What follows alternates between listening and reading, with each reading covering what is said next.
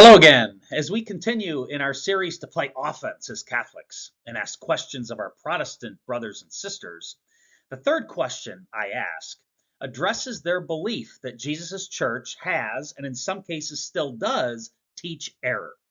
Because there is rampant disagreement amongst the different Protestant denominations on what is the truth, they are forced then to believe that the church has and still does at times teach error. And they believe this is especially the case when it comes to Catholicism, but they're wrong. And we need to help them in this misunderstanding. Now, as Catholics, we believe Jesus when he said that he would protect his church from teaching error.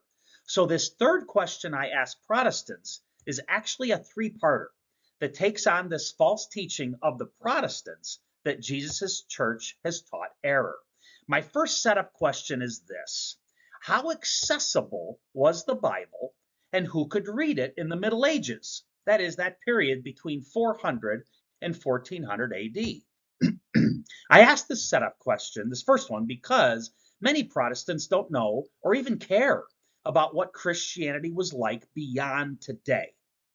They act as if every person has always had ready access to the Bible and that they have today, when in fact between 400 and 1400 AD, it was nothing like it is today.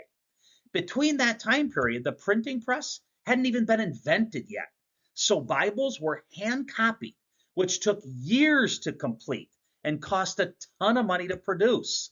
And so the only Bibles to be found were in a church or owned by the very rich. In other words, the vast majority of the world, people like you and I, if we lived back then, would never have owned a Bible.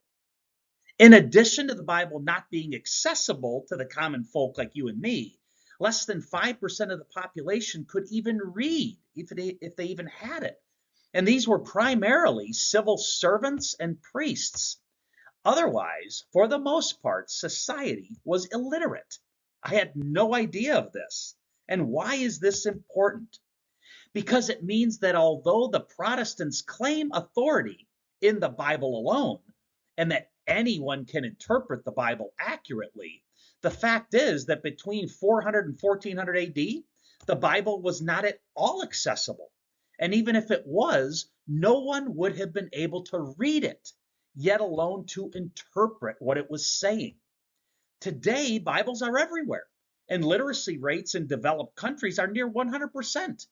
While 600 plus years ago, closer to 0% could read, and Bibles were scarce.